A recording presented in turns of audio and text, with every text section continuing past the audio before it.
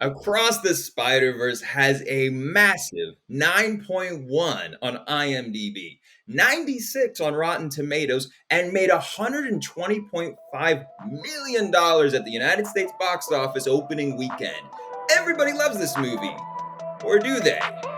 Haters versus lovers. This is Last Page.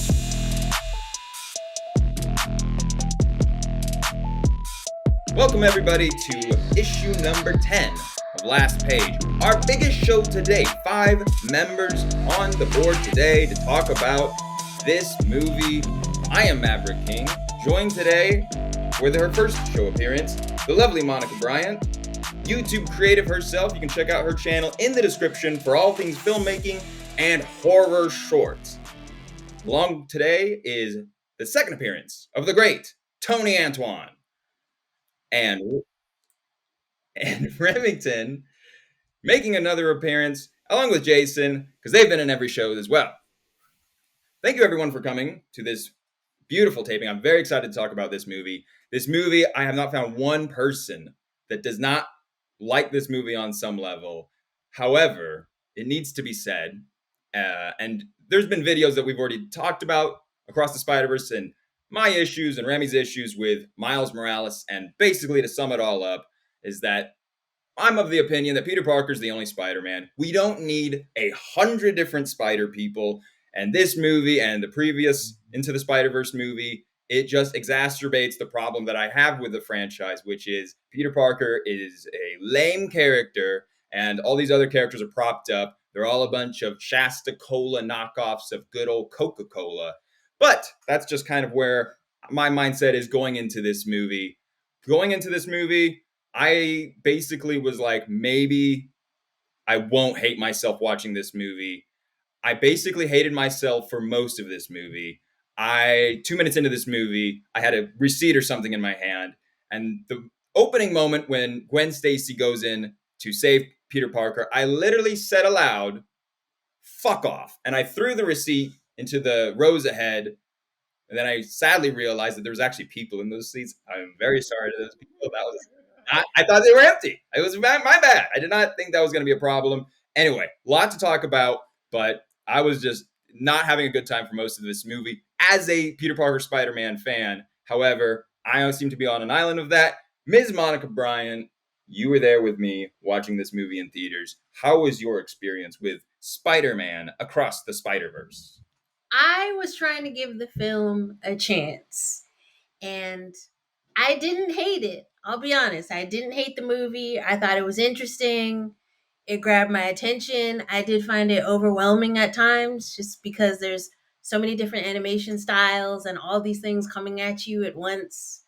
But overall, I thought it was a fun experience, and I kind of liked it. I was entertained. I was expecting more and more gushing over the movie, you know. Oh, was that too short? No. We have much more to talk about, I imagine. The big thing for me was this was actually you two, Maverick and Remy, seeing this movie. Like, that is the accomplishment of a lifetime for me right there. I started, I think, dating your sister. It was the first movie that we went and saw was Into the Spider-Verse. And I remember coming out of that, talking to you two guys about it. And immediately this sort of dialogue that we have now have built a show around, it was one of the first movies because it's my love for it. And you guys being like, I think the exact words were, I would never see that movie in my entire life. I'd rip my eyes out or something along those lines. And we're talking about the first movie.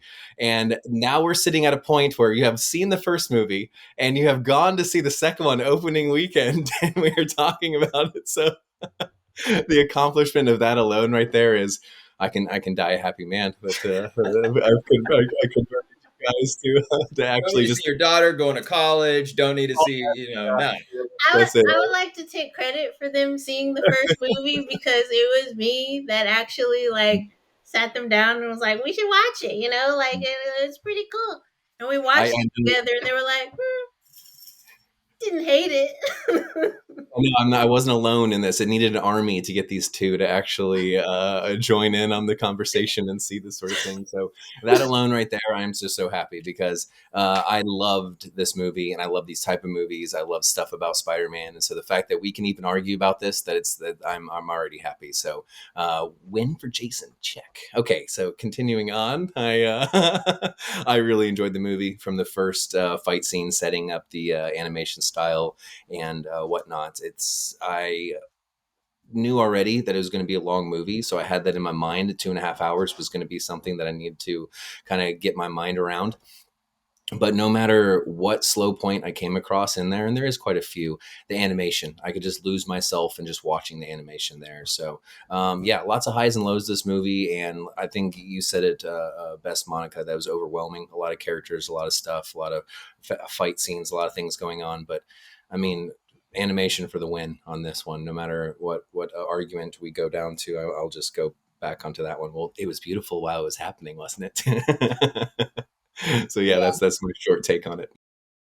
Okay, as maybe the biggest crusader for this movie, I do remember leaving the theater and I think I remember texting somebody that I worked with, and they asked me about it, and I literally was like, as a animation fan, what a time to be alive, to be able to see this where I can appreciate it and look at it. I've always been a super visual person. I've always been someone who's like super into the visuals and just understanding the details. And just from like the second that you sit down, it is very clear that this movie is made with a purpose. It's made with people who like their jobs. It's made with people who enjoy their jobs. Like, you can just tell every frame, every second, and it's just like, it's when you put that much thought and like action behind like something as simple as animation or the colors or the art style, it's very hard for that movie to fail. And we can see that the movie hasn't failed because people see that you put a lot of work and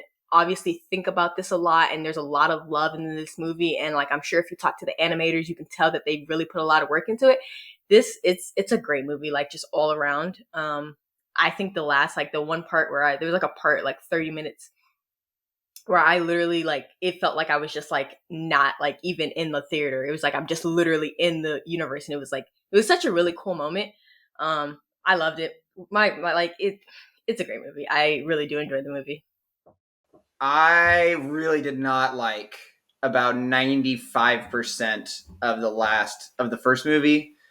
I thought the characters sucked, and I thought that the story wasn't very good. And I was gonna say, but the big thing was, the visuals are like really what they're anchoring this entire movie these movies are anchored on their visual presentation.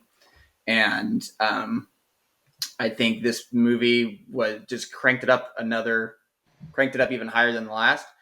So as a generality, I had a pretty good time watching this movie. I went into it with the idea that I already don't care about any of these characters, and I'm just so I went into it with very, very low expectations. And so when I was watching it, I was just like, I was able to find things that I liked, and that was better than I expected. I expected that I was really just going to hate my life while I watched it, and I did not hate my life. I think there's two ways of looking at the movie, and we'll get into that a little bit later, I guess. But I just felt like I generally, it wasn't bad. It wasn't bad. I did hate my life watching this movie. Man, I was so checked out. I mean, as I mentioned before, that scene where Gwen Stacy steps in and saves little Peter Parker, and then somehow this creates this idea, and it's full on spoiler alert. Well, obviously, we're talking about everything in the movie, so I'm just. But like this idea that Spider-Man 2099 cares so much about this little Peter Parker, doesn't care about Peter Parker that's in his realm. But like going back to the comics, nobody was Peter Parker's friend. Literally nobody. He gets bit by the spider, starts to gain confidence, and that confidence then gets Gwen Stacy to be like, I'm into this guy because he's not into me. What's going on? Like, it's people don't even notice him in the room until he was Spider-Man, and then people started to notice that kind of aura about him, and But that just if immediately put me in a bad mood. What were you gonna say, Jason? if Spider-Man didn't get bit by the spider, though, that was the ultimate path that he would have gone down. Like being bullied and having to figure out his own way of getting out of the bulliness. Like that's actually a believable scenario of him becoming the lizard where he didn't accidentally get by a spider. Okay, I've got to figure out some way that Flash Thompson's not going to pick on me every single day. I need to get like big. You know, it's I can't. I didn't know the origin story of Peter in Gwen's world, so I came without being like, okay. No. You didn't know the origin of Gwen in Peter's world. Let's make that very, very clear. Of Gwen in Peter's world. I see what you did there. Okay. But yeah, no. So anyway, I know that's like a geeky, nerdy thing, but just to me, that just instantly when I just see Peter getting bullied, and because Peter would have gotten bullied and nobody would have cared. Not Gwen, nobody. Like they were on the cool kids group. And to me, it was like, yeah, if Peter didn't get bit by the spider, he would have just been this loner, would have made no friends in high school, and still would have been hanging out with his aunt and uncle if his uncle never got shot. Anyway, so that put me in a bad mood. But what we would start the conversation with is the character that gets pushed to the forefront alongside Miles is Gwen Stacy's character. And I'm curious what you all thought of her. I felt, again, I want to make this very clear. Stephen A. Smith, I want to make myself extremely clear. And that is what Tony mentioned. It is amazing the amount of work hours that went into making this movie. I mean, it's the longest animated movie in American cinemas ever. That's not like an anime, you know, from across the pond. So the amount of work that went into this movie, and the movie is, I mean, the animation's absolutely incredible. The editing I was not a fan of, but we can talk about that later. The Gwen Stacy character, to me, is the same problem that I have with the Miles Morales character, and not as much. I like the first movie better. And Miles, I thought, was a better character in that movie. In this movie, both Miles and Gwen are basically sarcastic, throw insults in the heat of battle, and they're just Peter Parker. Like they just have the Peter Parker persona. There was nothing that differentiated her from just, oh, you're just trying to act like Peter. It just didn't make a whole lot of sense to me. The only one that really stood out was Spider-Man 2099. But how did you, Ms. Monica Bryant, how did you feel about Gwen Stacy and Haley, what's her last name? Steinfeld? Steinfeld. Well, I, as far as like the humor and the one-liners and the jokes, the comedy of the movie, I mean, they didn't really add anything new. It's just kind of like, yeah, I've heard those jokes before. Like, yeah, Spider-Man says that stuff, and like, sure. It just, I don't know. I wasn't really impressed by like the dialogue, I guess. I don't know who wrote this movie. I didn't look that up. But a few people. But the dialogue was whatever, like visually stunning. But I mean, yeah, we've all heard Spider-Man be sarcastic and cocky and, you know, insult the bad guy, and then they kind of had Gwen Stacy doing that. And I was like, okay. I mean, there was like one moment I laughed. I can't even remember when it was, but it was like really late in the movie. But like the first part, I was like, none of this is funny. Like I see they're trying to be funny, but yeah, I don't know. Was it funny to you, Jason? Yeah, certain characters definitely. I mean, Scarlet Spider, Ben Reilly, being played by Sandberg. I mean, that was, and I knew it. I knew this was going to be a big part of the discussion, but he was funny to me in Spider-Man India.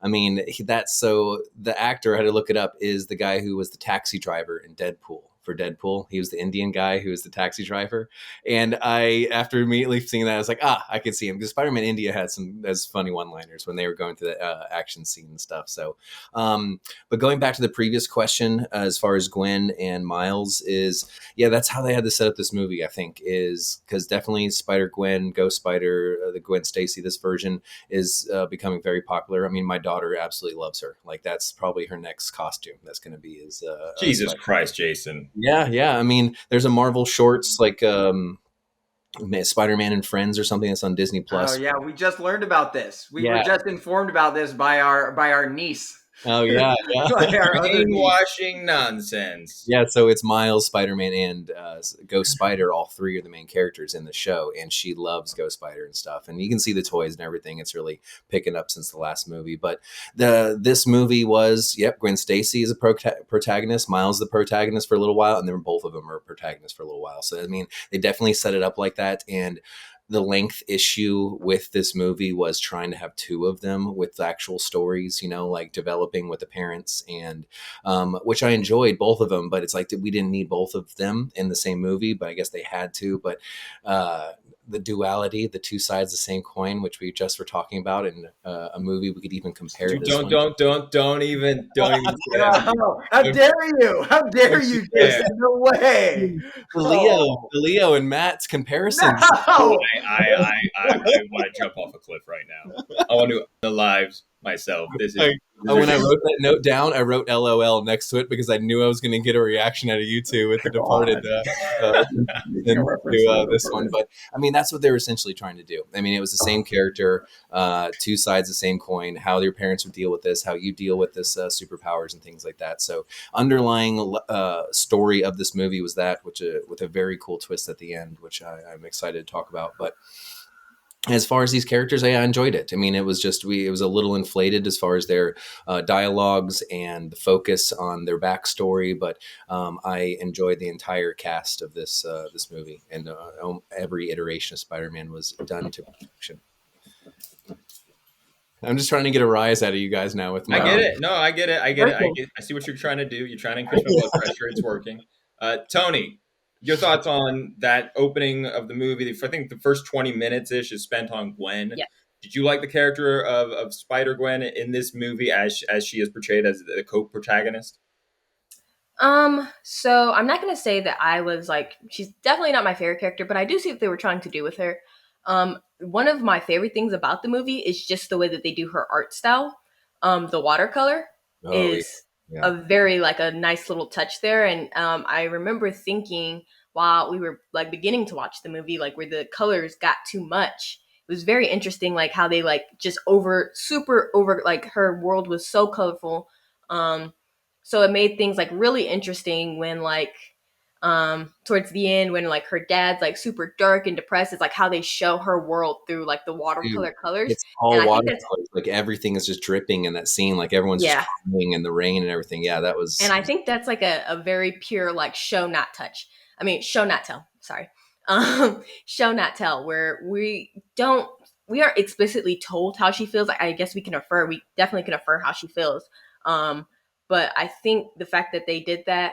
She's not a bad co-main protagonist. I very obviously am going to prefer Miles' story over her just because I got introduced to Miles in the first movie. So I'm going to be a little bit like, I was watching it and I was like, okay, like, how does this tie into the movie? And then when I got to what they were trying to do, I was like, oh, that's a nice little bit that they did.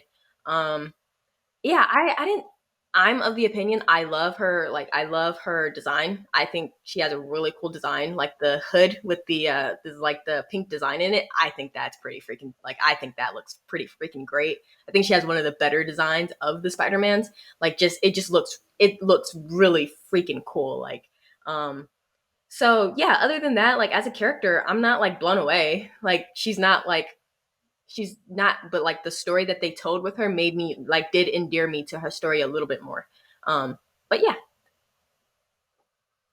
I think actually Gwen's probably the worst character in the movie of the main characters. And this is all under the umbrella of all these characters actually suck. Like, let's not forget that none of these characters are actually good. This is a downward pyramid. A downward pyramid of not an upward.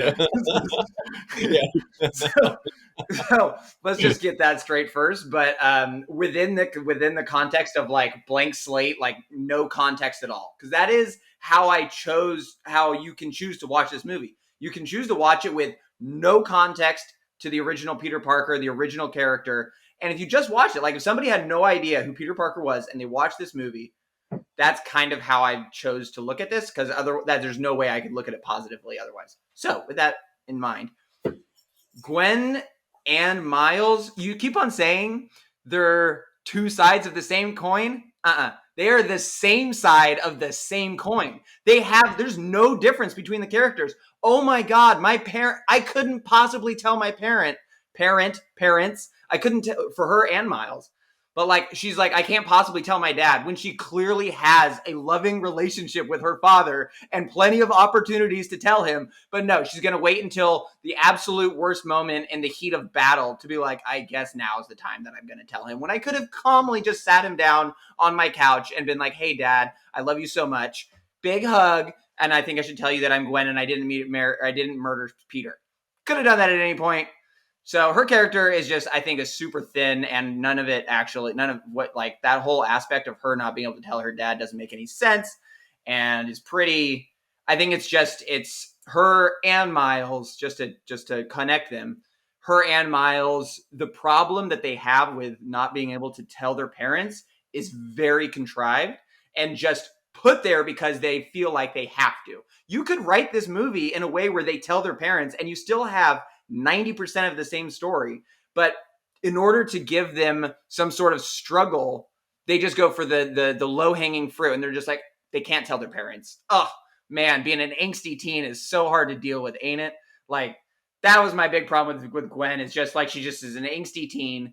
She starts off with this drum roll that was very obnoxious, and I just came away from it being like, I don't understand why I didn't have a good reason as to why you can't tell your dad that you were Spider Gwen, Ghost Spider. Storytelling device. Exactly. It's just low hanging fruit, and they're just like, we don't have a good original idea, so we're just going to use the same thing that we use 15 other ways. The story was very much, like you said, the story was very much uninspired, I would say, for the first 2 hours, up until Miles is making the run up the building, and it is go time, and he's having to try to figure out which dimension to go to, and there's a battle. Up until then, it felt, very much just kind of a tried and true story that we've seen before. But as I said, the difference between Miles in this movie and Miles in the last movie, despite my hatred of the Peter Parker from Into the Spider-Verse, there was a clear difference of the young kid that really wanted to be Spider-Man, and really wanted to try hard to be Spider-Man, and then the old curmudgeon, and there was a difference there. But in this movie, it just like Gwen Stacy, Miles just feels like a Peter Parker clone. This could just be the Peter Parker clone saga. I mean, their personalities are basically the same, and in fact, the only thing they do in this movie is they take Peter Parker and Ben Reilly, and they make them the lamest spider people in the whole movie. I mean, Yep. you have Ben Reilly, one of the coolest looking Spider-Man, which is just Peter Parker. For those that don't know, Ben Reilly is a clone of Peter Parker, who Peter Parker disappears or dies, depending on which story you're reading. And then he takes over. He's a clone, and he thinks he's Spider-Man. He gets told that he's Peter Parker, and then he finds out that at 5 years pass, and finds out Aunt May has passed away, and so this sends him down a path, and that's basically the story that they took for Spider-Man 2099 in this, and they make Spider 2099 the badass, and he is my favorite character in this movie, is that at least he's not Peter Parker. They made him very unique, and he at least was this big, intimidating force who basically chases Miles Morales like he's Ratigan from Great Mouse Detective. Whereas they make Peter Parker the Condor from Rescuers Down Under. That's basically the personalities that they took, which are a couple of Albatross. 80s deep cuts. Albatross. A couple of deep cuts. Anyway, I don't want to get too ahead of myself because I want to stick on Miles for a second. Monica, how did you feel about Miles and the continuation of his story as a slightly more seasoned Spider-Man? I did think the movie took too long to get to him, because I was just like, when are we going to see Miles? I came to see Miles. Where's Miles? And then he pops up on the screen, and I was scared he was gonna be like a side character in his own movie because I wasn't sure what they were trying to do. Um, I did like the relationship with his parents and him struggling and like wanting to tell them. I thought he was going to tell them. I was disappointed that he didn't tell them. But then, when you get to the end, you're like, oh, never mind.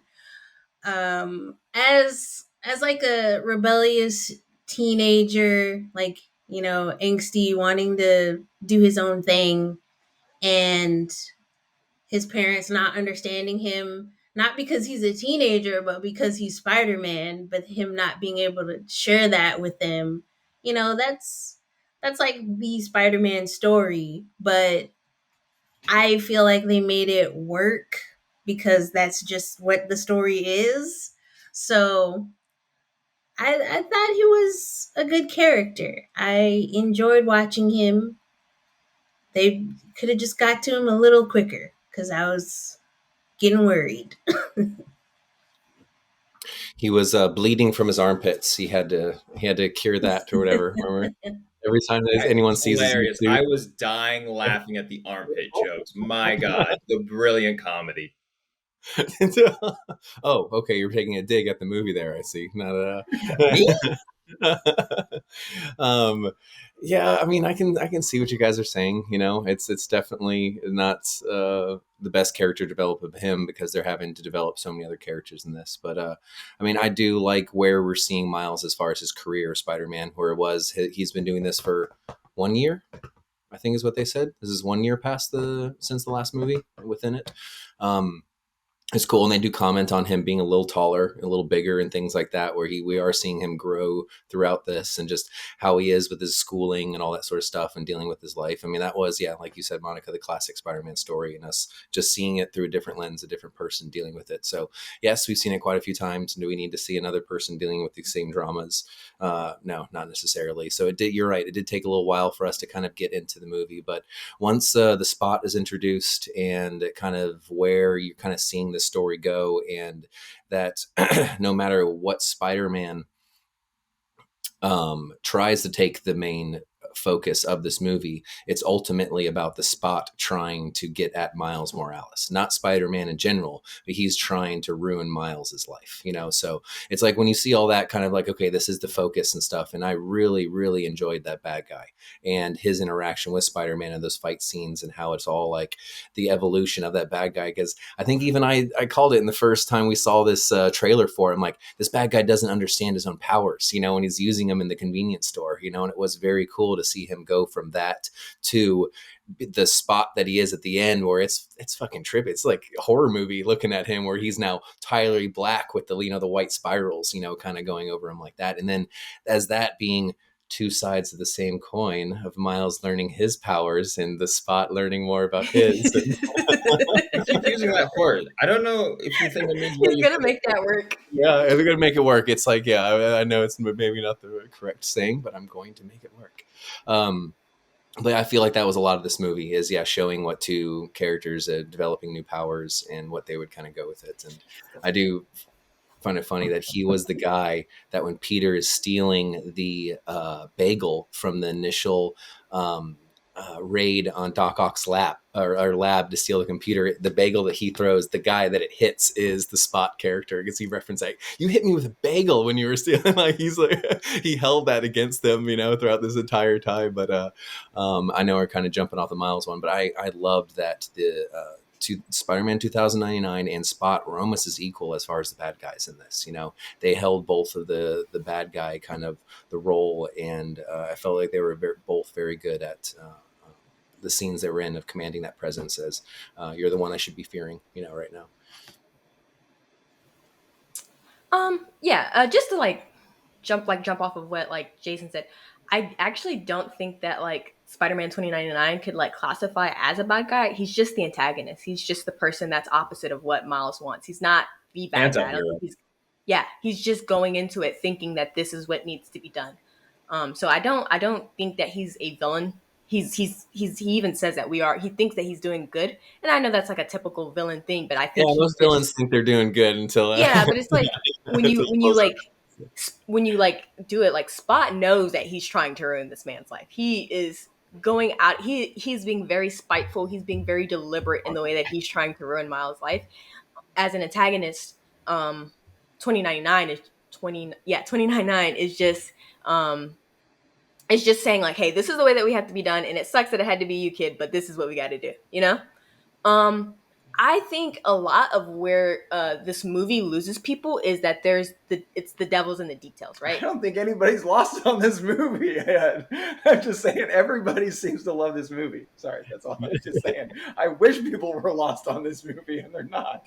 Well, I think as far as like understanding like the characters and really getting like the nuance of the characters, I think this in this journal, this movie is like a two-parter, right? You get into the Spider-Verse, you get this kid who's like, I'm trying to belong. I want to be Spider-Man. This is who I want to be. And he finds like this group of other people who go kind of through the same things that he goes through. And he sees that like, you know, like he sees that, okay, I can't be Spider-Man. We have the very famous leap of faith. And so then we get to this movie and you even have his family like talking about it in a very, I kind of really like this scene with Rio where she tells him like, you know, you make sure that, you know, when you get to these places that nobody can tell you that you don't belong. And they kind of do a nice wraparound to that where he says it at the end of the movie. He's like, hey, I went there. They told me that I didn't belong and I fought them off. And that's what this movie in general is about, is Miles finally going, you know what? Like, F it. Like, I'm Spider-Man. Like, no matter if I was supposed to be Spider-Man or not, no matter if, you know, like, you know, this happened, this is what it is, and I'm going to take the responsibility to be Spider-Man, and I'm not going to let anybody tell me that I don't belong. And as far as a character arc, I think that's a good way because in the beginning of the movie, you can see that this is a very insecure kid. You can see that this is a very kid that's not sure about his place in the world. This is a person like the one thing that he was very sure about was things to do with the multiverse. He's very sure that he wants to go to New Jersey to study about the multiverse. He's not sure about anything else in the world. He's not sure if he wants to tell his parents.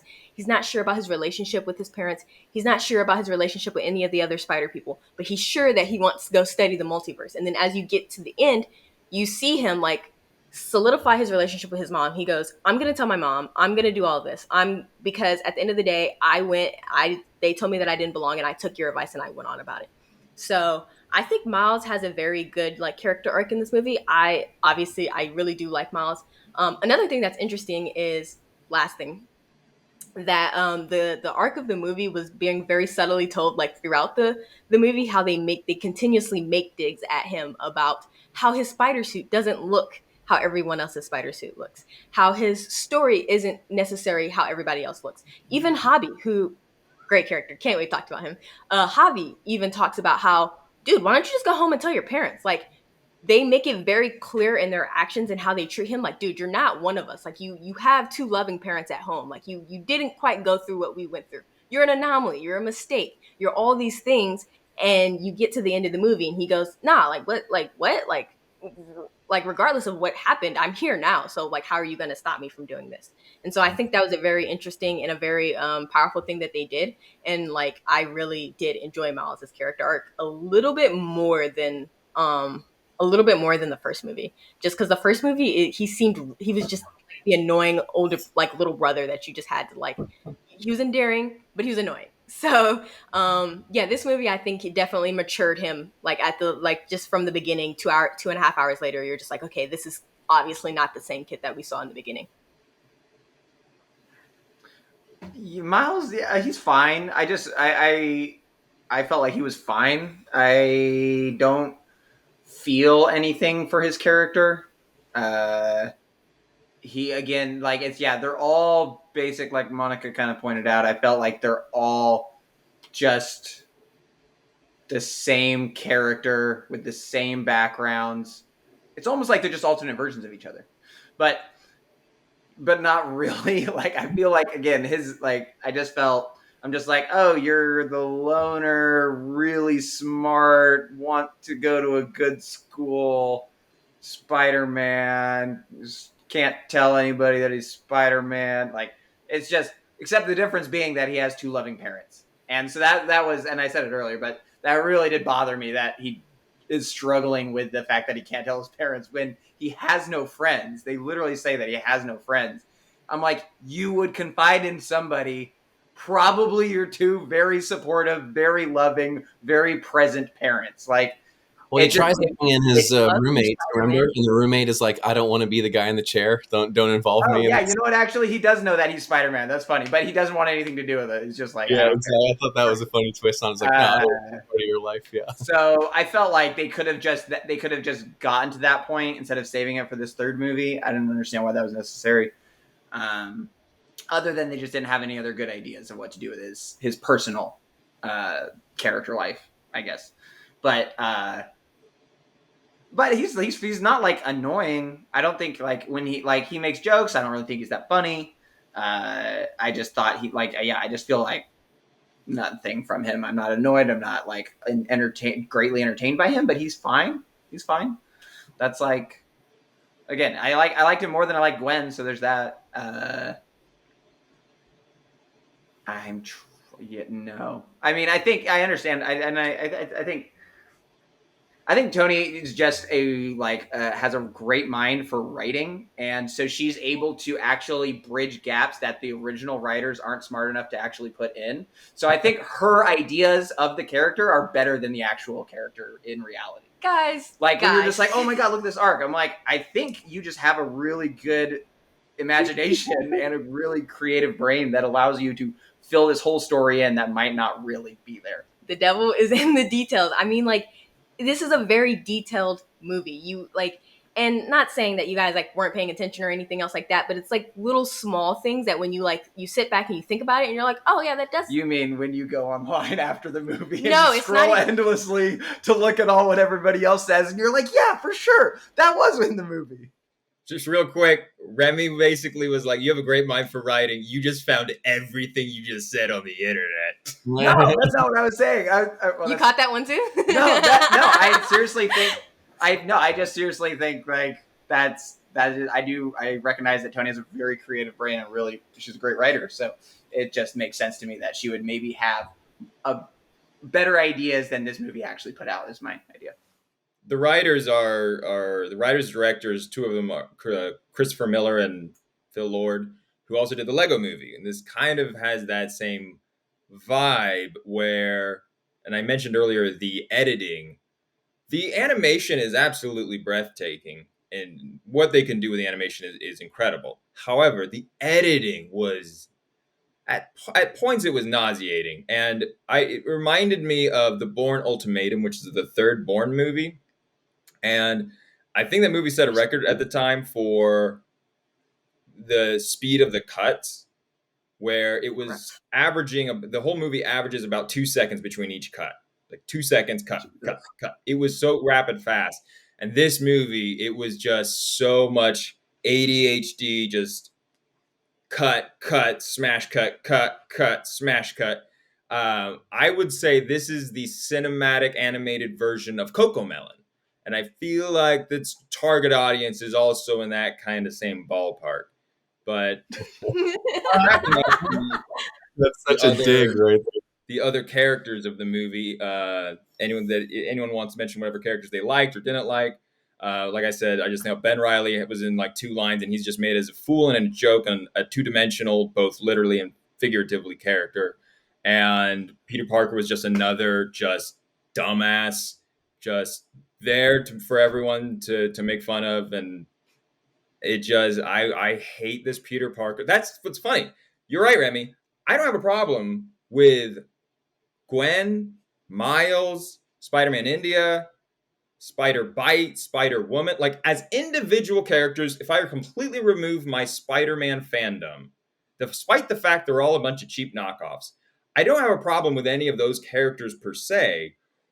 But Peter Parker is a fucking abortion failure, where he's just a joke that carries his baby around, and he's just there for everyone to be like, wow, look at this goofy asshole who's there to trap Miles with everyone else, but then gives Miles the ability to get out of the realm. Like, even when he's trying to do something good, he fucks that up. I hate this Peter Parker so much. I mean, I can't stand it.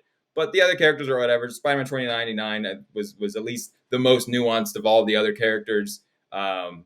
And then obviously the Prowler was my other favorite character because I mean Mahershala Ali shows up and you're just like, yeah, I want Mahershala Ali showing up. So, which characters stood out to you that you either liked or did not like? I really enjoyed Spot. And Oh, forgot about Spot. okay, when he's in the convenience store, and like Jason brought this up already, but he starts out like robbing ATM machines. You don't need to say machine. The M means machine anyway. But he's robbing the ATM, and I don't know if I had to, if somebody asked me, okay, tell me what this movie is about poorly, I would say this movie is about a man exploring his holes. Because I love how he starts off as this like goofy kind of, you're like, why they put this kooky character in this movie? But he develops throughout into like somebody to take seriously and to probably be worried about, because he's just sucking everything into a vortex eventually. The way he's animated also, there's moments when he's like talking or doing some movement and you can see like the circles in his joints. And I thought that was interesting that they put that in the movie, like he almost looked like an unfinished drawing in the Yes. beginning when he's like discovering what he can do and like figuring out his own power. And once he starts to develop, it's like his animation, the way they draw him just changes, and he's more angular and like scary looking. So I enjoyed Spot as a villain. I also enjoyed, having Mahershala Ali back. He was very menacing and scary, and like the alternate version of Miles Morales. I want to know what's the backstory. When did Miles start to like talk a little more ethnic? Well, if you think about it, it's probably because his dad dies and he spends a lot more time with his mom. Ah, Yeah. thank you, Tones. I appreciate that. But Jason, what characters did you enjoy? Did you find that on the internet real quick? No, I actually didn't. I thought about that. I'm just playing. Oh, sorry. I actually didn't. I thought about that. I was like, yeah, that makes sense. It's like when you go home and you hang out around a lot, my accent gets thicker too. I enjoyed a lot of the characters. And Remy or Maverick, something that you just were talking about that really didn't click for me, and maybe the hatred for this Peter Parker thing is, remember that Peter Parker's dead. That Peter Parker died in the very beginning of the first one, the one that you got. Thank you for that, Jason. Thank you for that very painful reminder. Exactly. And so maybe even another factor of this entire movie is no one is that Peter Parker. That Peter Parker is gone and dead. Like that was the pedestal one, the Boy Scout that does everything right and all that sort of stuff. He's no longer in the Spider-Verse anywhere. I mean, maybe another version, but the one in Miles's world died. So maybe this is even showing that this is every other version except for that perfect version, and let's keep getting the worst version of Peter and Ben Reilly that we could possibly get while everyone else is badass. And then we even have, I mean, come on, man, we have body positive spider people walking around. Like, how many calories you got to eat on a daily basis to maintain that body? I mean, there was a big old woman. Yeah, She's the one with the armor. yeah. And I was like, you got to be eating like 20. Like, think about a spider person. You're burning so many calories, and you already have a high metabolism. Yeah. You'd have to be eating like 20,000 calories a day to maintain that big old body. Like, come on, man. Listen. I'm telling the truth. Spider-Man Across the Spider-Verse. I think it's great, but they do have some big old women down there. I mean, come on now. Big fan of double fisting churros. From those big old women in San Antonio. But no, I mean, like I think I've said in many other videos, and at some point in this one probably, I love the different versions of all the spider people, like the touring of the spider base, where you're just seeing every single version and all these different stories and things like that. I loved, and I cannot wait to own this movie, to pause it on those screens and just sit there, and look at all those in the background. But actually, a couple of the more main characters were some of my favorite. Actually, I really, really, really enjoyed Spider-Punk. Like I know that his abilities and the character design was, I mean, it's a little lame, but him as a character and that actor, the Nope guy, Daniel Kaluuya. Yes, yeah. Like I could hear it in him, and I really liked just his message and the Britishness and the anti-spider hero. Like he didn't want to get bit by the spider, and he's kind of like embodied it. But like just seeing how different people take this mantle and stuff. Like I really enjoyed Spider-Punk, but not as much as I did Spider-Man India. Like the first scene with a battle with Vulture kind of sets the tone of the speed and the animation and everything for this movie. But then when you go to India and the scene is that I think it's a building just kind of pretty much sliding down a whole side of the mountain.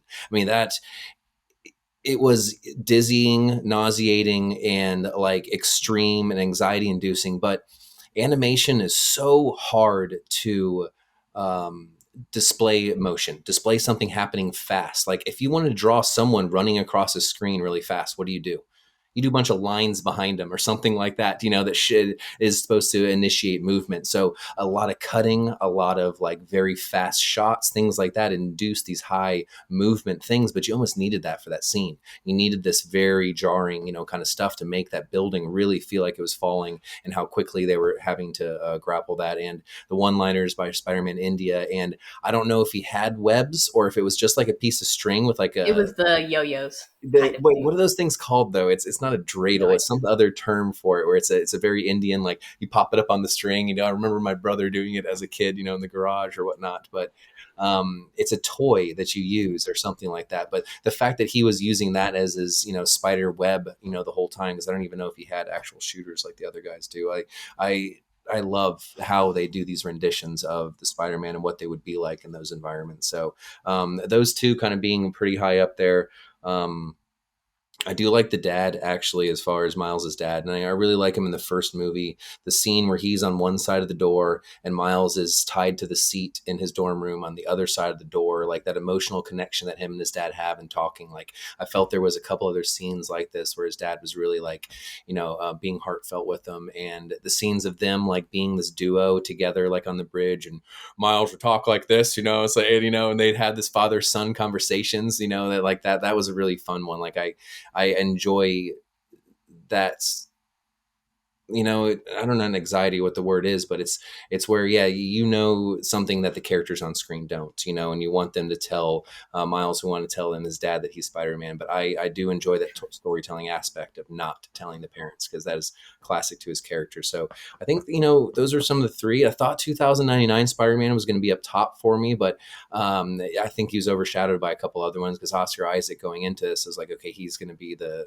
leading character in this and whatnot. But he was almost a side Spider-Man as far as some of the other ones. But I think those were some of my more favorite of the Spider people.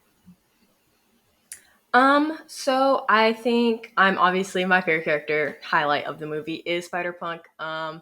I do like his style. It's like they literally just ripped him out of like a punk magazine and just literally pasted him into the movie, like with the different colors and how it's kind of like looking like a magazine type of way. Like I thought it was really interesting that they did that. And I also like the fact that they choose to like highlight some of some people's like Spider-Man characteristics, or what like some of their characteristics over another. So like, because he's Spider-Punk, he's very he's very loner. He has a really cool couple like one-liners like, "Oh, I don't like working in teams. Aren't you in a band? I don't like consistency." Where that one was really good. And then they had the whole one where he's like late stage capitalism, and I think it was me and like some guy like across the theater, like I think we were the only ones who laughed at that. And that was a good one. That one like just caught me off guard. I was like, what? Like, what? And so I really did enjoy his character. I enjoyed how at first I literally, if it was going to be like a love triangle between him, Miles, and Gwen, I probably would have hated this movie. But I do like that they didn't do that, and that he was looking out for Miles all along, and that Spider-Punk, as it makes sense, would be the one that's going to not follow authority and not follow what the rest of the group is going to say. Yeah. And so I really enjoyed that. Actually, and I will be the person like this is like something I see is like also not very popular, but I didn't really care for Spider-Man India.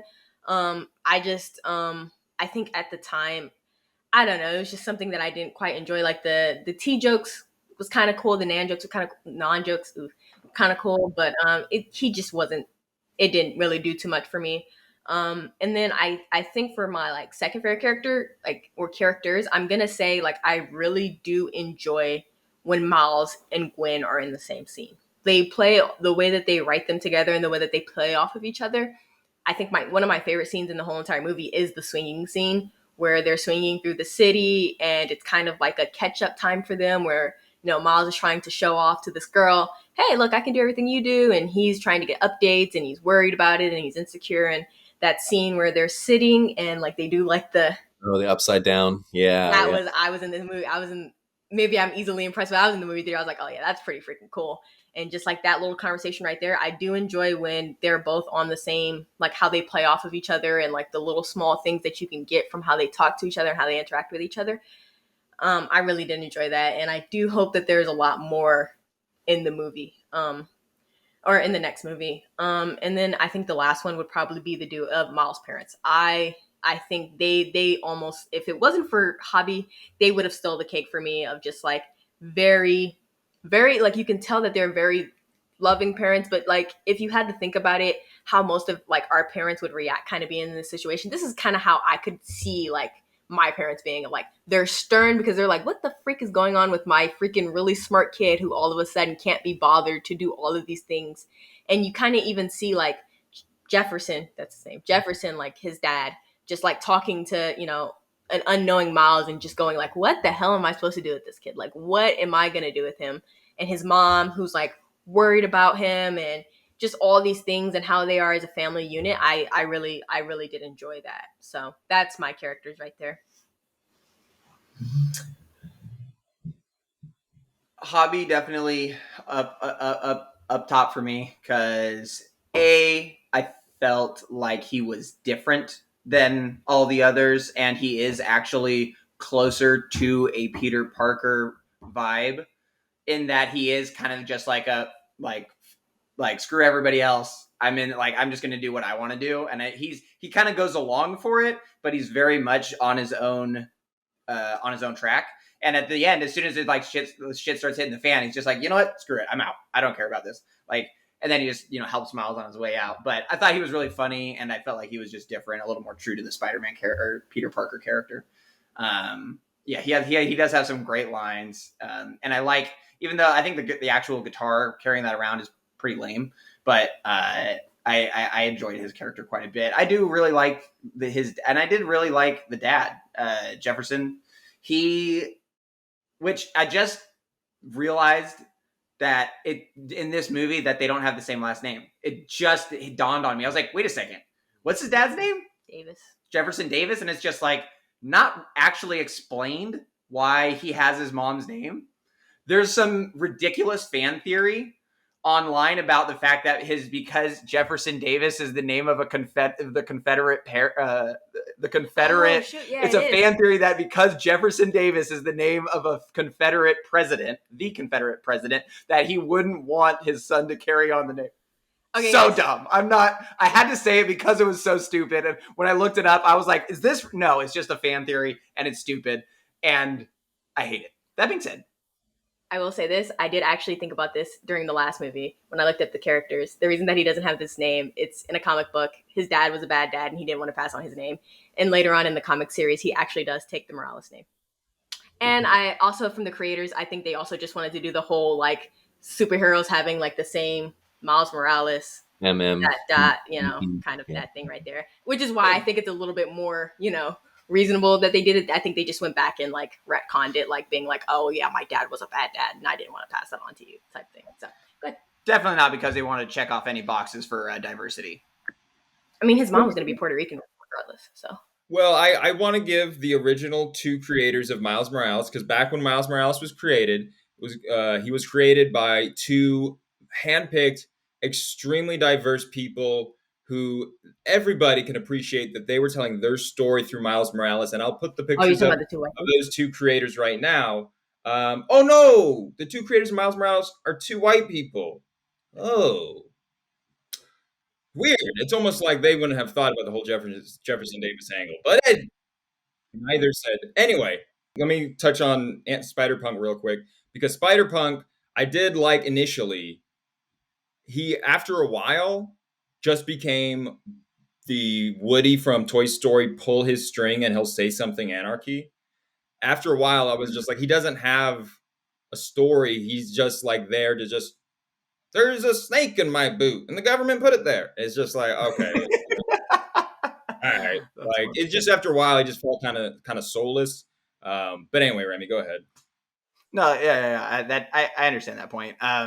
Going through the rest of the list, Spot is fine. I mean, his basic hero, the basic idea is that he's an embarrassed loser, and he grows into, and he's all out to prove or to destroy Miles. But I do really like his design. I like how he advances and grows. Because a lot of times when you get introduced to a villain, they're super powerful already, and then it's the hero that has to catch up. So I do like that it's kind of inverted like that, where he's the kind of just like a low level, and he grows over the course of the movie, quite literally. Spider-Man 2099, I do like that he is different. He is not a Peter Parker. He's not a Gwen. He's not a Miles. He is an actual character that's older than 10 years old, and I do like that he's more ferocious in his look and his demeanor, and he's very cold, just like this is the way it has to be done. And for some reason, all of these characters that are supposed to be individualistic just like jump on and agree with him to let everybody die that they know is going to die ahead of time, even though that seems very anti-typical hero behavior. But again, this is all just a lamer version of the 1994 series because Spider Carnage is way cooler. Way cooler.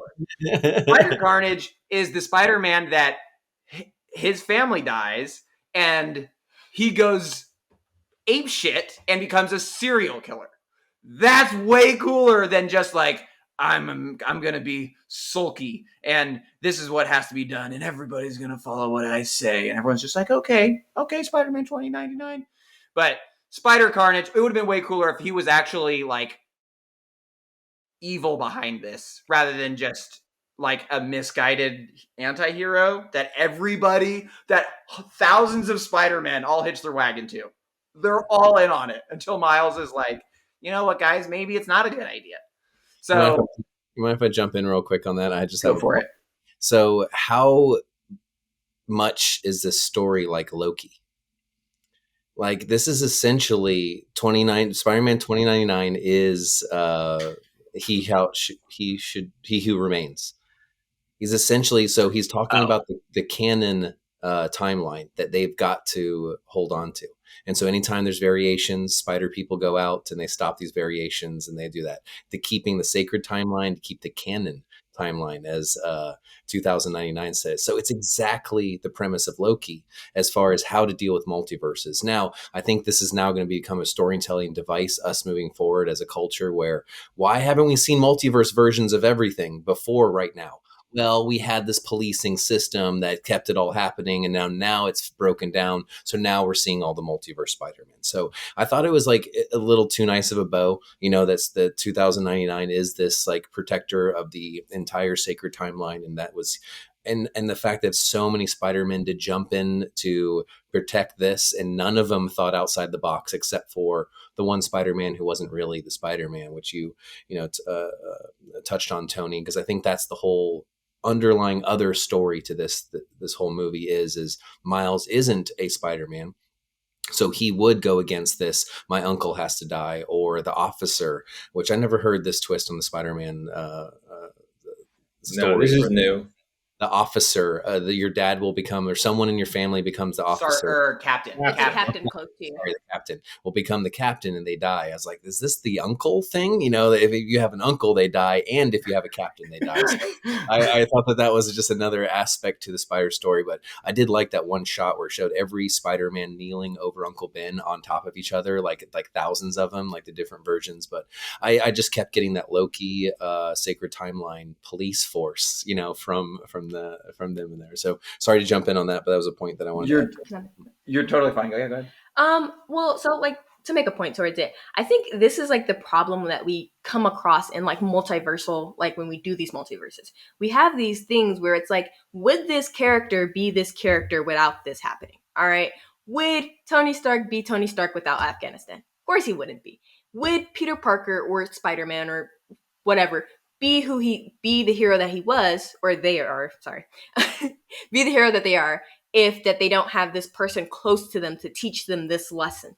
So I think one of the things, and this is just me like making inferences as I go, is a lot of the Spider-Man that has this happen to him, I think that these canon events that happen to them, I think they don't get brought into the fold until after it happens. So they're just like, oh, yeah, that makes sense. I had to lose my uncle to become the person that I had to be. I had to lose my captain in order to teach me this lesson that I have to save the lives of hundreds in order to sacrifice one to save hundreds. And I think that's the lesson that they're trying to get Miles to go, no, you have to sacrifice this one person in order to save many. And Miles is just like, no, like that doesn't even like make sense. But I think it's just because they didn't, like, if they would have got to him after it and they would have just like let him fight Spot and let that happen, I think his dad dies, and then like they bring him into the fray and they go, well, no, this is how it had to be. And I think that's what it means. And then I also think that they use lose as a very loose term, because necessarily it doesn't always mean that person has to die, right? So like when Gwen gets introduced, or when they take Gwen in, you can kind of see that they only really took her in because her dad kind of like disowned her or was willing to throw away her. Being the captain. Yeah, he was willing to throw her away, and in a way that's kind of like losing, you know what I mean? So I think there's a very loose definition that they go on with losing, and you see towards the end, like we get towards the end where we like start to, I think as a fan, we're supposed to look at this and go, that doesn't make sense, because we're looking at this from Miles's perspective and we see other things that other people don't see. So we see like that Gwen's dad subverts his fate by choosing to give it up and choose his child. So like it gives us hope to say it doesn't have to be like that, and Miles is just going to be the one to like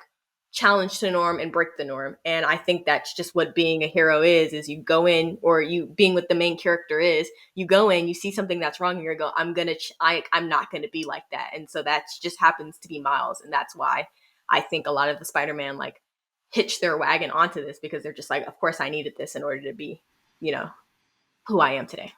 That shot that Jason referenced, where they're showing all the spider people holding their dying loved one, that perfectly encapsulates the stupidity of all these spider people. We don't need 1,000 different spider people with the exact same fucking story. Like, that shot to me just told me everything I needed to know. Yeah, look, they ripped off the same story arc 1,000 times. Wow, I'm so amazed at the creativity of this. So yeah, that was stupid. Circling back to Remy's point where he talks about Spider Carnage would have been a much better villain. You know who would have been really cool in this movie? That's way cooler than anyone in this movie. Would have been douchey billionaire Peter Parker from the '94 Spider-Man versus Spider Carnage arc. Oh, that dude was way cooler and more hilarious than anyone in this. So that they could have taken a page out of that. But yes, anyway, anything that you would like to catch up upon all this talk? Well, when we get to that moment in the movie where Spider-Man 2099 is explaining this is the way it goes. This is how it's supposed to happen. And the point is that Miles rejects all of that and says, no, like it doesn't have to be like that. I can make my own story. I'm not going to listen to you guys. This is ridiculous. Like he sees all that and has the same thought that you just had. Like, no, that's stupid. I don't have to let my dad die. Especially because he literally just tells him, oh, hey, your dad's going to die in 2 days. So Miles is like, no, he ain't. Oh, so, I mean, I liked that instead of just falling into it, because he fought so hard throughout a portion of the movie to be invited to this club. He just wanted to join. He wanted to belong. And then once he got into it, he was like, "No, actually, I don't want to be in this club. This club is stupid and your rules are stupid. I'm going to go do my own thing." So I did appreciate that. Yeah, there's that crescendo of the movie, which is, and that's the thing. That's about the point at which in the movie I was numb enough to enjoy what I could of the last 20, 30 minutes, which was Miles is on the mad dash to try to get back to save his dad, and there's all the spider people chasing him up the wall or up the tower. On a train to the moon. That's what they're fighting on. Right. He's on a On train a to the train moon. to the moon. That is such a cool fight landscape, you know. Yeah, and it was at that point I was like, now the music, generally speaking, first movie and this movie, the music's pretty good. It's pretty engaging. There's a lot of beats that kind of carry the movie through, especially if you're watching in a movie theater. But they started relying on trailer music in the last act of this movie that was distractingly unnecessary, where it was climbing up the tower or it was going through the rain and it's just it was this a ridiculous over the top, like, I'm in the theater. I've already paid for the ticket. I don't need you to try to sell me on go see this movie, but that's what this movie ended up doing. Did anyone else notice this? Because it was so ridiculously over the top with like the emotional hierarch of wave of music that was trying to tell you guys it's really important. He's trying to save. Oh yeah, he's trying to save his dad. While they cut to another joke on Peter Parker where he's laying there in the psychiatrist's bed and he's like, "Oh, let me guess, your uncle died." Oh, we just made fun of Peter for his pain while we're trying to tell how important Miles' pain is. Another stupid part of the movie, but I didn't like that. Did anyone else notice the music, or how did everyone feel about the music, Ms. Bryant? I think the music being just over the top and crazy was just to match the animation. There's moments when some of the music is just kind of muted and you can't even really hear what the song is. Or I don't know, maybe the volume was just turned down really low. But like the moments when everything's happening and it's crazy and there's so many colors and images on the screen, the music has to, you know, live up to that too. So I think it was intentional. He just didn't like it. I was about to say, are you sure you were numb or what? I actually, I'm glad you brought up the music. That's something that I always like to with these movies with you guys. Is music is definitely a big part of this one because I mean, how big Sunflower by Post Malone was for the first movie. I mean, that was the ad, the song that you hear in the very beginning, and then he even like sings that song to himself so he can like be a better Spider-Man, you know, and get off the wall. So this movie was lacking that song, you know, that one song that felt like it was this big, you know, the Spider-Verse, you know, movie. So I think that they were searching for that throughout the movie. Like they were like, oh, is this going to be that beat or that song that's going to be the trademark song for it, and it never really paid out. But I think you hit it on the head though, Monica, was they were trying to match the music with the animation style more than they were these pop song bangers that we're going to add to scenes. So you associate that song with the scene. It's going to be much more instrumental, kind of behind the scenes kind of music. So, but I actually like that, to where the music is so much part of the experience when you're in the theater, when the seats rumbling or the bass is so loud, or it's a feeling that you're not going to ever get sitting at home or rewatches of this movie. So yeah, I look for those almost like Inception. I know what's his name does it a lot in his movies, those high.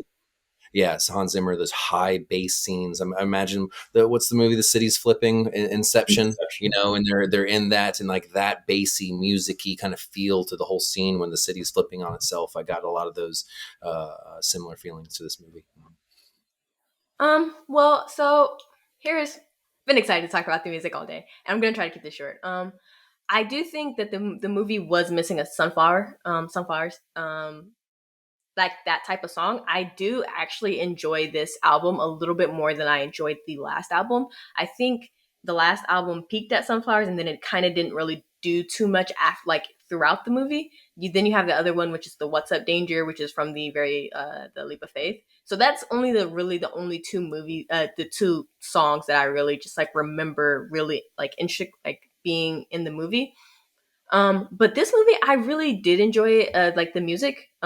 Just like also to a point of like what Monica said, like the movie tried to do this thing where it drew you in, like doing like vision and like hearing and stuff. Even like when I was talking about with Gwen, where you're just like you're watching like the colors get really bright and it makes you feel uncomfortable. So you're kind of feeling what the character feels when he's having like that like panicky feeling of, oh shit, I got to get my dad, I got to get my dad, I got to get my dad. The music kind of helps you feel that, where you're just like you're like, okay, is he gonna get there in time? Like, what's gonna happen? Is he gonna like whatever? And it like you don't even notice that again he's in the wrong world. Like, you know, his world isn't this dark, or his world. You don't notice all of these things. So of course Miles didn't notice it, because like you don't notice it because you're just like the music. It's like uncomfortable. It's making you panicky. It's all this other things. So I think that if that's kind of what you did feel, I think they did the job well, because you felt what Miles, or you felt kind of like pissed off. You felt like a combination of pissed off and uncomfortable and scared and panicky. And if you felt any one of those type of emotions, they kind of did their job of kind of putting you in what Miles would have felt at that moment. But yeah, the like I said, my favorite scene is definitely the swinging scene. And like the song that's going on with that, like it's like I've been playing like the song for about like 3 days now. Just that Singing? song right there. I think it's Which one? What's it's swinging? it's Dominique Fike's song. So there's the two songs that I was super into. It was the one from the beginning, which is like self-love. And then there's the You're talking about when Gwen and Miles are swinging for the first time, that scene? yes. Okay. You've been making Remy listen to that all like the last few days. I haven't been making him do anything. You know, I listened to both. I listened to this album all the way through yesterday, and then this morning I listened to Black Panther's album by Kendrick Lamar all the way way through. better. Oh, that's a great soundtrack. You want I to go don't back know, to guys. a great soundtrack? That's the it last is great better. Kendrick Lamar album. You're not wrong. Ooh. You can finish your point. I love the album. I think they did a great job. I think they gave it doesn't have that song, right? But the album is a little bit more solid all the way through. So you give, you take. Like, I'm gonna take Sunflowers over whatever song they promote from this song, most likely. But like the album as a whole and durable listen, I'm probably going to take this album. Yeah, like I said, I just listened to this album all the way through yesterday, and as a comparison, because I don't know what else to compare it to other than the Black Panther soundtrack, just because I'm like two prominent hip hop artists dedicating to an entire movie. I don't know what other movies do that. Metro Goldwyn's producer. I mean, well, yeah, but he also does like He does the ad libs. that's what I'm saying. So he's like, does he not qualify as a hip hop artist? No, he's a producer. Are you not an artist if you're also a producer? No. What? Is DJ Khaled? Are you talking about? Yeah, sure. Yeah, DJ Khaled's art. Like Pharrell Williams is Pharrell not an artist? DJ Khaled's a Pharrell has, producer. like, He's yeah. not like he Okay, I guess produces- I clumped them into as the same as being an artist and a producer, but I guess for the case of this, Pharrell also has solo albums. but Music so I get, but it's the same in that Kendrick also produced that album. Sure. So Sung on most of it though. yeah, that's what I'm saying. So he actually did more, which is why it's better. No, it is better because I listened to the whole album all the way through, and it is very lo-fi. Yeah. It's very lo-fi, which is fine, but it's a little bit redundant in the tone. Whereas the Black Panther album has a much broader range of like different emotions and feelings, whereas this kind of just feels the same. Kind of like it's not depressive. It is. I really did like this album. I really like the soundtrack. Just in re-listening to it, I'm like, oh, it's a little bit of the same thing, the same vibe the whole time. But I do really like it. I mean, no disrespect to Metro Boomin. I think he did a great job for what he was given. I think the way the music interacts with the scenes is really, really good for the most part. And yeah, at the end of the movie, it's just, I felt like they were really trying to hammer home the the cliffhanger of being like, bum, bum, over, when it really did not feel like a cliffhanger at all. It just felt like we got to chapter 16 of a chapter 20 of a 20 chapter book, and it's just like, end. So it felt like, what it really felt like was we could, if I just had 15 more minutes, this story would be done. Like, it really felt like there wasn't that much more to tell, but somehow we're going to get another 2.5 hours out of this story. But it's so comic book. I think there's still plenty of story that they could tell. So the end of this movie, Remy led us into the end of this movie. So Miles gets back, and he realizes it, which was a cool twist of just him realizing he's in the wrong era. That was a good audience twist where you think he's back and everything, he's figuring everything out, but no, it turns out he's back. Mahershala Ali's Prowler, Aaron Davis is back, and then I thought for a second Aaron Davis was about to kiss his mom as like too. I stole your girl, and I was like, no. You said the same thing. We were in the movie theater, and I was like, he's not about to kiss her, is he? No. Yeah, when For a second. Oh, like, come on. Does no one have... right before he puts the money on the table and she's like, Yeah. You're just like, I was like, are they? His name is literally the Prowler. This man has been prowling. Like, I thought. But what I took away from that was how weak the mom was. Is like how quickly she would change from being a little bit taking money and not being okay with the darker sides and stuff, and not being the straight up citizen when she's married to a cop, sort of thing. I was like, oh man, she's so easily swayed. I mean, if your cop dude died, They may have came in and like maybe that was their idea originally, was like, oh, now it's Aaron Davis is the guy, but then I'm sure Disney was like, no, let's not get family weird here. Yeah. But yeah, anyway, so yeah, at the end of the movie, the cliffhanger, Miles is tied to the chair. Other Miles shows up. He is the Prowler. And now we get set up for the final movie, which is a little strange that the Spot was built to this cool character from like a really stupid character. And then they're like, oh, what's Spot going to do? And then we forget about Spot at the end of this movie. And now we're just worried about Miles versus Miles. So yeah, how was the cliffhanger for you? I really liked the cliffhanger. I wasn't sure if that was like a good place to end the movie in that moment, because it felt unfinished in like a bad way. I don't know. I've seen other movies where it's like clearly there's going to be a part 1 and a part 2, but then the ending just felt kind of weird. And even other people in the theater as the movie was ending were like, wait, that's it? Some kids were pissed. It's just like mixed responses in the theater. Like, I'm not saying they couldn't have ended it like that, because it was a good ending, but it just felt a little bit off. Like, I don't know. Maybe it was all the buildup and, so many characters, so many villains, and they wrap it up in a messy bow, and you're just like, really? Okay. I guess I'll see the other one. But I mean, you're so right, Monica. It's so much easier to swallow that pill when there's a second, part 1, part 2, like Mission Impossible, like is coming up, and there's part 1 on this, which is almost a deterrent for me. It's just like The Hobbit, the last movie being a part 1, part 2. It's like sometimes you're just like, Jesus, are you just milking the money out of this situation, or are you just really trying to tell a 6-hour story?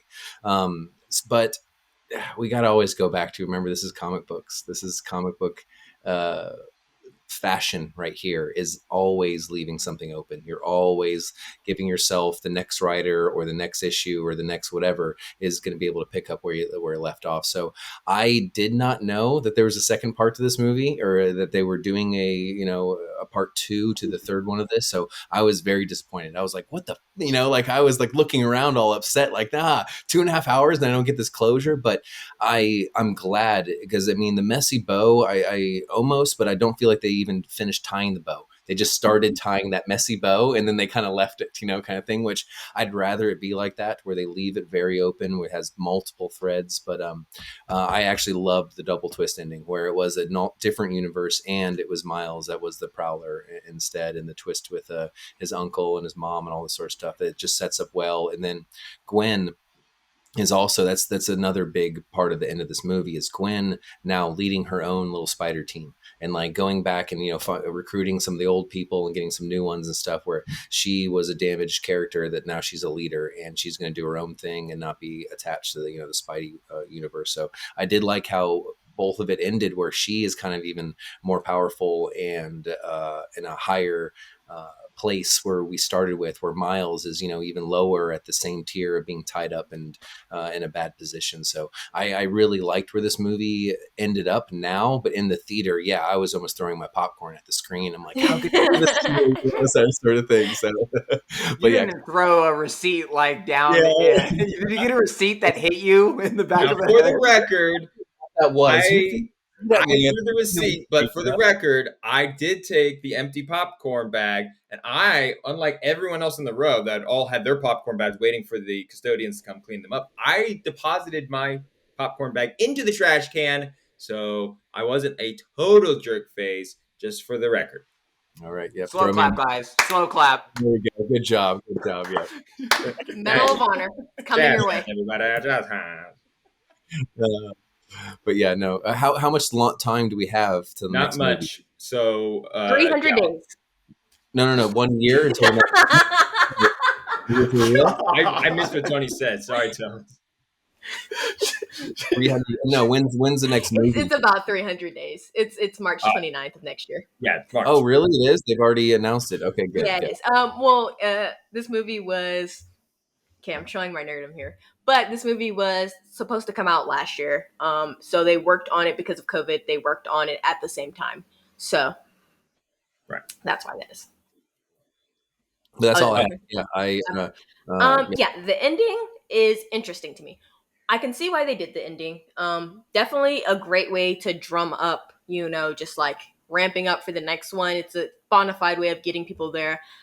They do have a lot of things. I'm very interested to see how they're going to resolve all of the nice little open messes that they left for themselves. Like, one, they have to make Miles versus Miles good and worth it, right? Then you have to resolve like Miles's personal issues. You have to resolve Spot. You have to resolve 2099. You have to resolve this mania.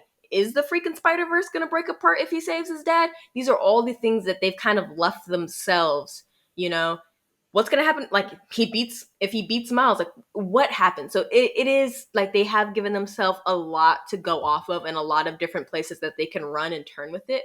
I don't want to speculate because about like how I imagine that the next movie is going to end. But I think if they do not, I think it also has ramped up the anticipation for this movie, because if they do not give like something that is worthy of making people wait 300-ish days, then it is going to be a massive stain. And usually sequels are usually the stain on it. It's usually the second one that freaking sucks, and the third one kind of helps it along. But yeah, they have as far as I'm concerned, they have very tall shoes to fill.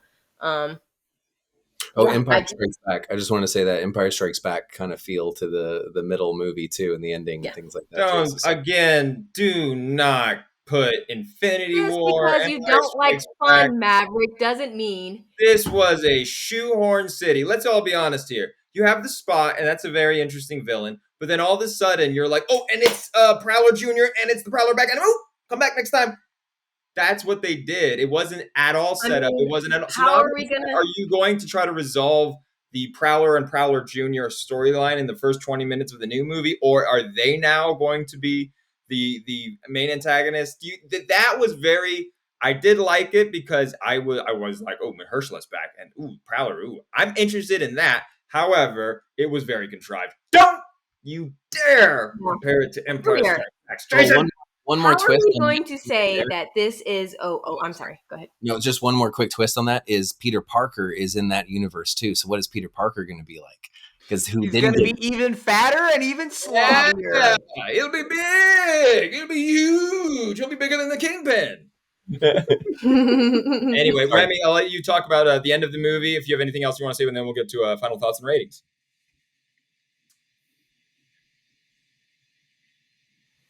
Terrible ending. Just it doesn't make it's because a good ending is where at least the movie could feel like there's something that's self-contained, where you can watch this movie and you're like, okay, yeah, it's continuing, but at least there's this that starts at the beginning and ends at the beginning. The only thing that is actually self-contained in this story is Gwen's father retiring from the police force. That's literally it. Everything else is just this one thing that happens, and then the next thing happens, and then the next thing happens, and then the next thing happens, and then the movie ends. So that's why it's super unsatisfying, is because there's nothing actually resolves. You just think it's unsatisfying because you don't like Gwen. No. Well, and it's I'm that saying for a 2.5 hour movie, that's the only thing that gets resolved. Yeah, Dude, are they gonna? I mean, I don't know how these things go, but there was that moment where Spider-Man 2099, he tells Miles, "You shouldn't have saved his dad or like the captain or whoever the guy was in like Spider-Man India, like his father. You shouldn't have saved his father. You weren't supposed to do that." And I'm like, oh my God, what are the consequences of that? And then they never go back to it. And I thought they were going to, but I was like, what are the consequences? But Remy, those are the same feelings that I left Empire Strikes Back the first time, where you're just like, what, we're leaving this movie like this? You know, it is that huge setup for the next movie, almost more than anything. Yeah, but in Empire Strikes Back, you have Luke discovering who his father is, having a showdown, the first showdown, losing literally his hand, and then having to regroup at the end of it and being like, okay, like we have a new point to go from. Han gets frozen in carbonite. He's off with Boba Fett. So we have things that are like, okay, these are going on, but we still had Luke's training arc. Training arc. He goes to Dagobah. He goes there. He has a showdown with Vader, but it's too early and he loses. And then it's like, okay, there's round one. That's the feeling that you get. This is not round one. This is in the middle of round 5 of a championship battle. Like it's so incomplete. It's so incomplete. It for this movie too. Like it is. No, you can't. You guys, please, because I haven't even said what I want to say. Actually, you guys, like, okay. What actually transpires and what actually is completed within this movie? Tell me. Okay, Miles goes from insecure to someone who's secure in himself, just ends up in a bad situation. Just like Luke's training arc. Whoa, wait, hold on a second, real quick. What's the point at which Miles is like confident and like believes in himself? Like, what is the evolution? He talks to his mom and he goes, "Hey, they told me that I didn't belong, but I didn't care. I told them back." And it's played for laughs. She doesn't believe him, and then it's like, oh, that's what moms do. And like, what's the resolution? She doesn't believe him because he's in a different world, and she never had that conversation with him. Matt, so what? The conversation doesn't actually mean anything. Yeah, it's not. But even that's still his character. So if I go out and I talk to and I tell like it doesn't mean anything. It wasn't satisfying to him. That's his mom. He doesn't know that that's not his mom. To him, that's his mom. So it means something to him to muster that up and go, "Hey, I'm going to tell my mom that I'm Spider-Man." And then we get to the oh shit moment of, oh wait, we're not in the same world. So there's character arcs. So okay, for the two main characters. Big thing that happens. Is that Miles goes from insecure to more secure. Huh? Underwhelming. I mean, you can think that, but at the end of the day, don't say that Miles doesn't have a character arc. You have the Miles you see at the beginning of the movie and the Miles you see at the end of the movie are not the same. Is that he mustered up the courage to ask his mom if he can go to prom? Huh? His character arc is basically the equivalent of him getting enough courage to ask his mom to go to prom. I mean, if you want to equate asking someone to go to, asking his mom to go to prom. That's hard shit to do. If I thought you liked Spider-Man. I thought you held Spider-Man. I do like Spider-Man. In fact, I love Peter Parker a lot. Anyway, let's get to final thoughts and ratings. We all have a different scale. Tones, Monica, this is your first time in our rating era. So you can come up with whatever you like, with a 1 out of 5 or 5 out of 5, 10 stars, whatever you want to do. Thumbs up, thumbs down. How would you rate the movie? And what are your final thoughts on the movie as a whole? I would rate the movie a thumbs up. It was entertaining. It was fun to watch. it was a lot at times, but I mean, I think they're doing really cool things with animation with this film. It's definitely not what I saw when I was a kid watching animated movies. So this is incredible stuff that they're doing. And it's definitely a movie that you probably have to see more than once. So I'll probably watch it again once it's on streaming. But yeah, I had a good time. Me next. I will stick to my thumbs up rating. I'll give it that. Yeah, not even casually like this. It's a full up in the air An thumbs erect up. thumb for sure. Not double, not double. Okay. I did like it. You know, it is great and beautiful. It is just a little long, and they did pull out some of the scenes a little longer than they should have. So, I mean, it's just for a fast-paced, high-energy movie they're trying to do. I wouldn't have put a 20-minute hour price tag on this thing for admission. So that's the only downfall. I really liked a lot of this movie, so I definitely would recommend it to people. And I can't wait to own this thing so I can have it on the background and watch this double-digit times to really feel it. So yeah, definite thumbs up on this one. Yeah, I'm gonna go double thumbs up. I think we all know that I am like, I really do enjoy this movie. I really do find like the things that they did in this movie very interesting. Again, like I said from the beginning of the movie, if you are an animation fan, this is a great time to be alive, to be able to watch this and see the new and groundbreaking things that they're doing. Like, you know, I'm like the very vibe of the feeling. Like I was just able to put myself into the character's shoes and like see how they would feel. And, you know, I do agree with Jason with it is a bit long. And I have felt that with just the like how common 2-hour movies are becoming. I do think that it is a very dangerous precedent to set an animated movie to be 2 hours. I think they somehow made it work, but not everyone's going to be able to like do that. And so I think I am scared that the next couple animated movies, or the movies becoming 2 hours long, because animated movies were my favorite movies because they were brief. And it was a lot in clips into that. And so I think 2 hour long animated movies are going to be probably the worst thing to happen.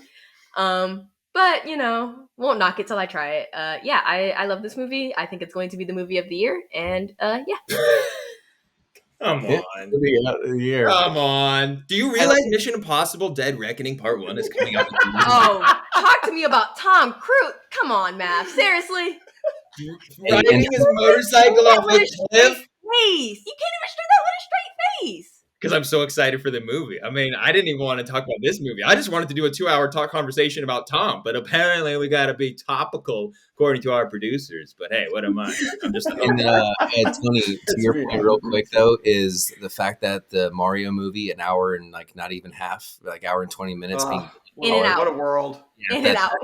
hopefully that they bridge the gap between that. It's like, okay, we made a lot of money with an hour and a half, 2 hours and 20 minutes we made, saying let's just like try to find that middle area between all that though. Yeah. Go ahead. Official rating 6.5 out of 10. Oof. We're Ouch. moving from the 5-star rating to come to the dark side. Except you're doing half ratings too. Ever changing rating I can system. change my rating scale, You right? do whatever you want. This is America. Yeah, okay. Oh, no, see, that's the whole idea. Is that You make it whatever you want. Huh? No, you just make the rating system whatever you want. Yes. 6.5 out of 10. Yeah, I can only remove so much of my contextual reasons for not liking this movie. I can only remove so much, and try to be completely objective without that. But I think that is a part of the movie that you just can't completely ignore as much as I would like to. So, yes, final thoughts on the movie. Just things that I wanted to say. I need to rewatch this on. This movie is made for substances. Definitely made for it. Need to rewatch it on those. This is the most visually groundbreaking movie since the Lego Movie. The Lego Movie is one of the most unique animated films of all time. I would put it in the top 3. And I think this movie is right up there with it. The Lego Movie Also, with that in mind, the cameo of Lego Spider-Man was hilarious. Oh yeah. Super funny when he calls in. He's just like, "Hey, I think we've got an anomaly," and he's just like, "Thank you, Lego Spider-Man. You're one of our best." That's amazing. If Christopher Daniel Barnes, God bless his soul, if he is not a part of part 3 of this movie, it's a sham. Literally every single version of Spider-Man that has ever been shown on a screen is in this movie, except for 1994 Spider-Man. Why is that? I don't know, but he has to be in this movie. He has to be in this movie. He has to be. Manifesting. Well, I am manifesting it. And maybe he was. Yeah, He was in the background. No, he was not in the back. Trust me, I was looking because I was like, they specifically did not show or tease him, and there was nothing in the movie or in the trailers that indicated he was in the movie. I didn't see him. They give Spectacular Spider-Man like one little like words, like 3 words to say. And I was like, all right, if that's what you're planning on doing with 94 Spider-Man in the last movie, just don't. Like, don't. Yeah. I don't need to see just a silhouette of him and just one line. Like, just up there with Childish Gambino. I did not need to see his little. I was just like, how much money did you in front of him? I was like, come on. I like him too as an artist. But yeah, like, I don't know, like the 94 Spider-Man thing. I just, at this point, I'm just like, I don't know. But official rating on the IMDb out of 10 scale would be a 5 out of 10. I just was not enjoying myself basically at all up until the last 20 minutes of the movie. And at that point, I was just so, man, it's so hard for me. I need a lobotomy to enjoy a movie like this. And again, everyone loves this movie. I'm not saying that if you can watch it objectively or within yourself or within the world of the Spider-Verse, if you can watch it like that and enjoy the movie, by all means, do so. But I can't pretend to like something that is just objectively a bastardization of the greatest comic book superhero the world has ever seen. And we'll see what happens in March if I can maybe if I can be wheeled into the theater with there at that time with a little patch over my my temple. Mav, have you ever thought about the fact that you just don't like fun? Oh, Tony, have you ever thought about the fact that that's Last Page?